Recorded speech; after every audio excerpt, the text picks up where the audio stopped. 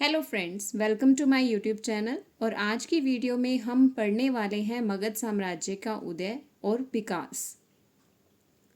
मगध साम्राज्य 16 महाजनपदों में से एक था और 16 महाजनपदों में यदि कहा जाए तो सबसे शक्तिशाली जो महाजनपद था वो मगध ही था। अब मगध ही क्यों सभी महाजनपदों में सबसे शक्तिशाली बना, तो इसके लिए कई रीजंस हो सकते हैं। तो सबसे पहला जो रीज़न आता है सामने वो है भौगोलिक स्थिति।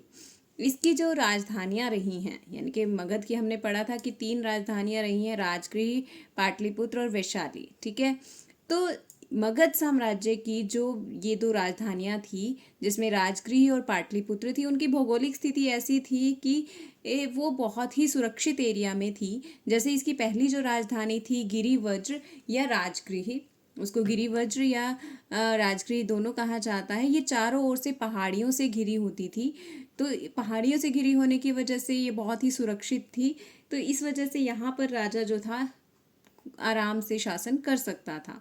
दूसरी इसके बाद जो राजधानी बनी वो थी पाटलिपुत्र, जो कि गंगा, गंडक और सोन नदियों के संगम पर स्थित थी। तो भौगोलिक दृष्टि से यह भी काफ़ी सुरक्षित एरिया था, इसीलिए यहाँ पर राजा जो थे वो समृद्ध और शक्तिशाली बन गए। क्योंकि अगर राजा सुरक्षित रहेगा तो उसका राज्य जो है अवश्य ही विस्तार करेगा। इसी वजह से भौगोलिक स्थिति सुदृढ़ होने की वजह से मगध साम्राज्य ने इतना विस्तार किया। दूसरा इसका रीजन बताया जाता है, दैट इज खनिज पदार्थों की प्रचुरता। ठीक है, खनिज पदार्थ यहाँ पर प्रचुर मात्रा में थे, यानी कि ये काफ़ी समृद्ध थे। अगर फाइनेंशियली कोई स्ट्रांग है तो फिर वो हर तरह से ग्रो करेगा। इसी वजह से मगध साम्राज्य भी काफ़ी ग्रो कर रहा था। यहाँ पर लोहा प्रचुर मात्रा में था, खनिज पदार्थ प्रचुर मात्रा में मिल रहे थे, तो इसीलिए मगध साम्राज्य विस्तार कर रहा था। उसके बाद आता है सैन्य संगठन। क्योंकि ये फाइनेंशियली सिक्योर थे, इसी वजह से इनके पास जो सैन्य संगठन था वो भी काफ़ी सुदृढ़ था। इनके पास घोड़े और रथ काफ़ी मात्रा में थे। इसके अलावा यहाँ पर हाथी सेना बहुत थी, हस्ती सेना बहुत मात्रा में थी।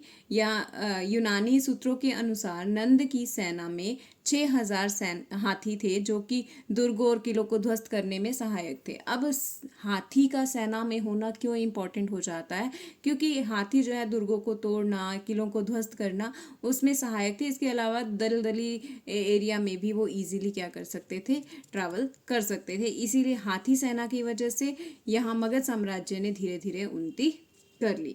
उसके अलावा मगध के जितने भी शासक हुए, चाहे उसमें बिंबिसार है, अजातशत्रु है, ठीक है, शिशुनाग है, ये सब क्या थे, योग्य और नीति निपुण थे। इसीलिए मगध साम्राज्य ने इनके अधीन बहुत ज़्यादा प्रगति की। अब मगध के यदि इतिहास की बात की जाए तो मगध साम्राज्य के का जो पहला उल्लेख मिलता है, यानी कि मगध का, ठीक है, मगध जो ये महाजनपद काल से पहले जो उल्लेख मिलता है वो अथर्ववेद में मिलता है। यानी कि वैदिक काल के अथर्ववेद में मगध का पहला उल्लेख मिलता है। उसके अलावा ऋग्वेद में इसका कोई उल्लेख नहीं मिलता, पर अथर्ववेद में इसका उल्लेख मिलता है। उसके बाद आ गया प्राचीन ग्रंथों, महाभारत और पुराणों के अनुसार मगध सबसे प्राचीन राजवंश का संस्थापक बृहद्रथ था। ठीक है, यानी कि जो प्राचीन मगध था उसके संस्थापक यदि पूछा जाए तो वो कौन थे, बृहद्रथ थे। ठीक है, अब हमने पढ़ने हैं मगध साम्राज्य के डिफरेंट राजवंश। यहाँ तो हमने पढ़ लिया कि मगध साम्राज्य के विस्तार की वजह क्या थी, यहाँ की भौगोलिक स्थिति, खनिज पदार्थ, सैन्य संगठन और जितने भी शासक थे वो कब कैसे थे, योग्य थे। इसीलिए ये महाजनपद धीरे धीरे विस्तार करता रहा। तो मगध साम्राज्य के यदि राजवंश पूछे जाएं तो यहाँ पर सबसे पहले आता है हर्यंक वंश, फिर शिशुनाग वंश, फिर नंद वंश, और नंद वंश के बाद यहाँ पर स्थापित हो गया था मौर्य साम्राज्य। ठीक है, वो हम अगली वीडियो में पढ़ने वाले हैं। यहाँ पर अब हम पढ़ने वाले हैं कि मगध साम्राज्य के जो राजवंश थे वो कौन कौन से थे। पहला पॉइंट आता है कि मगध साम्राज्य का जो ये काल ड्यूरेशन है, यानी कि इन तीनों राजवंशों का जो समय रहेगा वो 544 ईसा पूर्व से लेकर 322 ईसा पूर्व तक रहेगा। 544 बीसी से लेकर 322 बीसी तक रहेगा। पहला राजवंश है हर्यंक वंश। ये हमें सीक्वेंस में लर्न करने हैं, क्योंकि सीक्वेंस में यदि किया जाता है तो इजीली लर्न रहता है। तो हर्यंक वंश था। हर्यंक वंश का टाइम पीरियड रहेगा 544 से लेकर 412 ईसा पूर्व, 544 से लेकर 412 ईसा पूर्व तक। फिर उसके बाद आता है शिशुनाग वंश, 412 से लेकर 344 ईसा पूर्व तक। और फिर आता है हमारा नंद वंश, जिसका समय रहेगा 344 से लेकर 322 ईसा पूर्व तक। अब हम इन राजवंशों को वन बाय वन डिस्कस करेंगे। सबसे पहले आ रहा है हमारा हर्यंक वंश।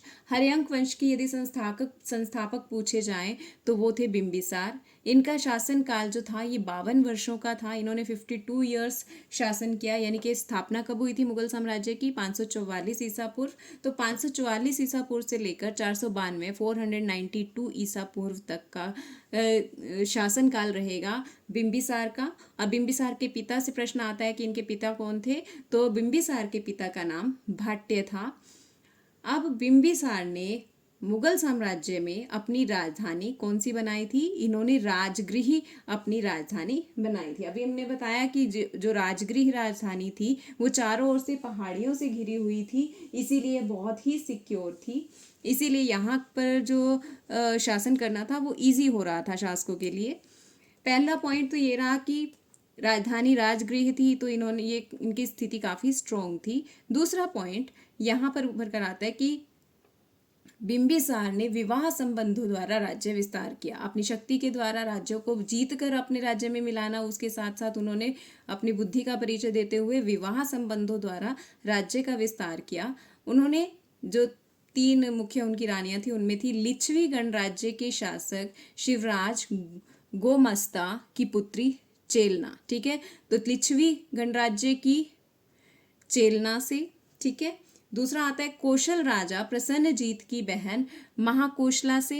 और तीसरा है मुद्र देश, जो कि आधुनिक पंजाब का एरिया है, की राजकुमारी क्षेमा से विवाह किया। पहले 3 रानियों के नाम याद कर लेते हैं, चेलना, महाकोशला और क्षेमा। चेलना, महाकोशला और क्षेमा, ये इनकी 3 रानियां थी। लिच्छवी गणराज्य से चेलना, कौशल राज्य से, कौशल महाजनपद से यानी कि महाकोशला, और मुद्र देश जो कि आधुनिक पंजाब का क्षेत्र है, वहाँ से क्षेमा से इन्होंने विवाह किया था। और उनसे मैत्रीपूर्ण संबंध बन गए और धीरे धीरे उनके राज्य को इन्होंने अपने अधीन करना शुरू कर दिया। उसके बाद एक पॉइंट और है कि अंग राज्य को जीतकर उसने अपने पुत्र अजातशत्रु को उपराजा नियुक्त किया। ठीक है, यानी कि उन्होंने अपने बेटे अजातशत्रु को किस राज्य का उपराजा यानी कि वहाँ का मुखिया नियुक्त किया? वो थे अंग राज्य के। ठीक है, अंग राज्य को जीतकर अपने पुत्र अजातशत्रु को उपराजा नियुक्त किया।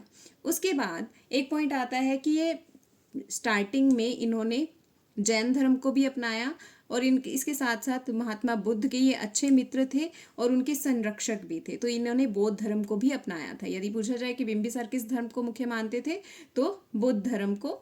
तो अब क्या प्रमाण मिलता है कि इन्होंने बुद्ध के साथ इनके मैत्रीपूर्ण संबंध थे? तो कहा जाता है कि इन्होंने अपने राजवैद्य जीवक, यानी कि अगर इनके काल का जो मेन जो वैद्य था वो था जीवक, तो उन्होंने बुद्ध की सेवा के लिए उन्हें नियुक्त किया था। अपने राजवैद्य जीवक को बुद्ध की सेवा के लिए नियुक्त किया। दूसरा, अब इन्होंने जीवक को एक और राजा की सेवा के लिए भी भेजा, और वो थे अवंती के राजा प्रदोत, जिनको पीलिया हुआ, और उनके उपचार हेतु इन्होंने अपने राजवैद्य जीवक को भेजा था। ठीक है, पहला पॉइंट महात्मा बुद्ध के उपचार के लिए जीवक को भेजा। दूसरा पॉइंट अवंती के राजा प्रदोत के उपचार के लिए भी इन्होंने जीवक को भेजा था। यदि पूछा जाए कि बिंबिसार के या हर्यंक वंश का राजवैद्य कौन था, तो जीवक था। नेक्स्ट आता है बिंबिसार ने अपने बड़े पुत्र दर्शक को उत्तराधिकारी नियुक्त किया था। ठीक है, बिंबिसार ने अजातशत्रु को अपना उत्तराधिकारी नियुक्त नहीं किया था, उन्होंने किसको नियुक्त किया था? अपने बड़े पुत्र दर्शक को उत्तराधिकारी नियुक्त किया। और बिंबिसार की अब अजातशत्रु को इस बात से गुस्सा आया, और अजातशत्रु को महात्मा बुद्ध का एक विरोधी था जिसका नाम था देवव्रत। ठीक है, महात्मा बुद्ध के विरोधी देवव्रत के उकसाने पर अजातशत्रु ने बिंबिसार की हत्या कर दी। इसीलिए इस वंश को यानी कि हर्यंक वंश को पितृहंता वंश कहा जाता है, क्योंकि यहाँ के जितने भी राजा बने थे उन्होंने मुख्य रूप से क्या किया, अपने पिता की हत्या करके गद्दी को हासिल किया। तो यहाँ पर याद रखेंगे कि बिंबिसार ने अपने बड़े पुत्र दर्शक को उत्तराधिकारी नियुक्त किया। क्रोधित होकर अजातशत्रु ने महात्मा बुद्ध के विरोधी देवव्रत के कहने पर, के उकसाने पर बिंबिसार की हत्या कर दी थी। ठीक है, अब बिंबिसार की हत्या करके अब कौन राजा बन गया, अजातशत्रु। अजातशत्रु ने कब से कब तक शासन किया, अजातशत्रु ने 492 ईसा पूर्व से लेकर 460 ईसा पूर्व तक शासन किया। 492 बीसी से लेकर 460 बीसी तक उन्होंने शासन किया था। अब अजातशत्रु का दूसरा नाम पूछा जाता है कि अजातशत्रु का दूसरा नाम क्या था, तो अजातशत्रु का दूसरा नाम कुणिक था। ठीक है, अजातशत्रु का दूसरा नाम कुणिक था। उसने अंग, वज्जी, कौशल, लिच्छवी तथा काशी अनेक जनपदों को अपने राज्य में मिलाकर एक विस्तृत साम्राज्य की स्थापना की थी। ठीक है, और यहाँ से अजातशत्रु के टाइम पीरियड से एक क्वेश्चन बनता है कि अजातशत्रु के शासन काल में ही महात्मा बुद्ध ने परिनिर्वाण लिया था। ठीक है, महात्मा बुद्ध का परिनिर्वाण कब हुआ था, 483 ईसा पूर्व, 483 ईसा पूर्व। तो उस टाइम पीरियड पर कौन शासक था, अजातशत्रु शासक था। और अजातशत्रु ने ही राजगृह के सप्तपर्णी गुहा में बौद्ध संघ की प्रथम संगति बुलाई थी, जिसमें सूत पिटक और विनय पिटक का संपादन हुआ था। सूत पिटक और विनय पिटक के बारे में हम अपनी अगली वीडियो में पढ़ेंगे, जिसमें हम बौद्ध धर्म को डिटेल से पढ़ेंगे।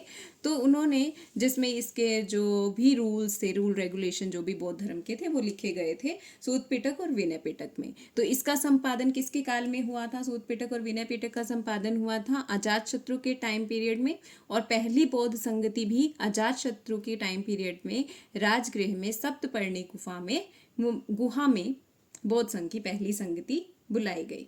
उसके बाद अजातशत्रु जैन धर्म और बौद्ध धर्म दोनों को मानते थे, यानी कि अजातशत्रु बिंबिसार की तरह दोनों धर्मों में विश्वास था। पहले वो जैन धर्म के मुख्य अनुयायी थे, परंतु जब वो बौद्ध धर्म के संपर्क में आए तो वो बौद्ध धर्म को भी मानने लग गए। इसीलिए तो उन्होंने अपने कार्यकाल में बौद्ध संगति बुलाई थी। ठीक है, तो ये हो गया अजातशत्रु का।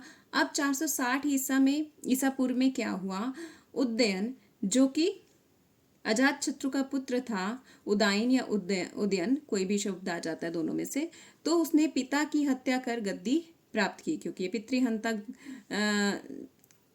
वंश कहा जाता है इसको। तो उदयन ने भी अपने पिता की हत्या की और गद्दी को प्राप्त किया। उसने पाटलिपुत्र की स्थापना की और इसको अपनी राजधानी बनाया। इससे पहले अपनी राजधानी कौन सी थी, बिंबिसार ने बनाई थी राजगृह को, और उदयन ने बनाई थी पाटलिपुत्र को। उदयन के पश्चात और कौन से शासक हुए, यानी कि उदयन के पश्चात भी बहुत से राजा हुए होंगे। बस उदयन से यही पॉइंट याद रखना है कि उदयन ने पाटलिपुत्र को अपनी राजधानी बनाया था। अब पाटलिपुत्र की क्या विशेषता थी, पाटलिपुत्र कैसी थी, पाटलिपुत्र चारों ओर से किसके संगम पर थी, गंगा, गंडक और सोन नदियों के संगम पर स्थित थी। ठीक है, अब उदयन की मृत्यु के पश्चात अनिरुद्ध, महाराजा मुंडा, महाराजा दर्शक और नाग दर्शक गद्दी पर बैठे। 412 ईस्वी पूर्व 412 ईसा पूर्व शिशुनाग 412 ईसा पूर्व शिशुनाग ने नाग दशक को गद्दी से हटाकर शिशुनाग वंश की नींव रखी, यानी कि 412 ईसा पूर्व अब कौन सा साम्राज्य आ गया, कौन सा वंश आ गया, शिशुनाग वंश आ चुका था। तो शिशुनाग वंश की नींव रखी थी शिशुनाग ने। ठीक है, अब शिशुनाग वंश से कुछ इतना ज़्यादा याद रखने वाला नहीं है, हम पढ़ लेते हैं कि शिशुनाग ने 412 ईसा पूर्व मगध में शिशुनाग वंश की नींव रखी। 394 ईसा पूर्व में शिशुनाग की मृत्यु के पश्चात उसका पुत्र कालाशोक राजा बना। ठीक है, शिशुनाग वंश के संस्थापक आ जाएगा तो शिशुनाग ने की थी। और 394 ईसा पूर्व शिशुनाग की मृत्यु के पश्चात उसका पुत्र कालाशोक राजा बना था। अब कालाशोक के टाइम पीरियड में क्या हुआ था, कालाशोक के टाइम पीरियड में बौद्ध धर्म की द्वितीय संगति वैशाली में बुलाई गई थी, जिसके बाद बौद्ध धर्म दो संप्रदायों में स्थविट और महासंगिक में बट गया था। ठीक है, कालाशोक का दूसरा नाम काकवर्ण था, जिसकी हत्या पाटलिपुत्र में घूमते हुए चाकू मारकर किसी व्यक्ति ने कर दी थी। अब चाकू मारने से उसकी हत्या हुई थी, तो पूछा जा सकता है कि किस राजा की हत्या किसी व्यक्ति ने चाकू मारकर की थी, तो उसका आंसर होगा कालाशोक ने। ठीक है। अब शिशुनाग वंश का अंतिम शासक नंदीवर्धन था और 344 ईसा पूर्व शिशुनाग वंश का अंत हो गया और नंद वंश का उदय हुआ। ठीक है। अब नंद वंश से कुछ खास पॉइंट नहीं बनते हैं। यहाँ नंद वंश का मेन शासक घनानंद था और घनानंद ने चाणक्य का अपमान किया था, तो चाणक्य ने कौटिल्य का अपमान किया था। कौटिल्य ने चाणक्य के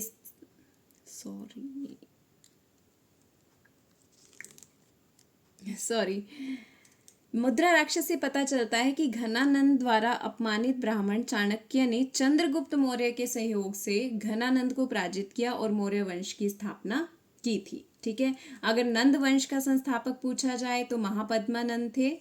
ठीक है। और महापद्मानंद ने एकारट उपाधि को धारण किया था।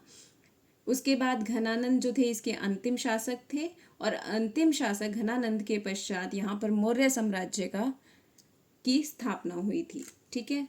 तो thank you, have a nice day.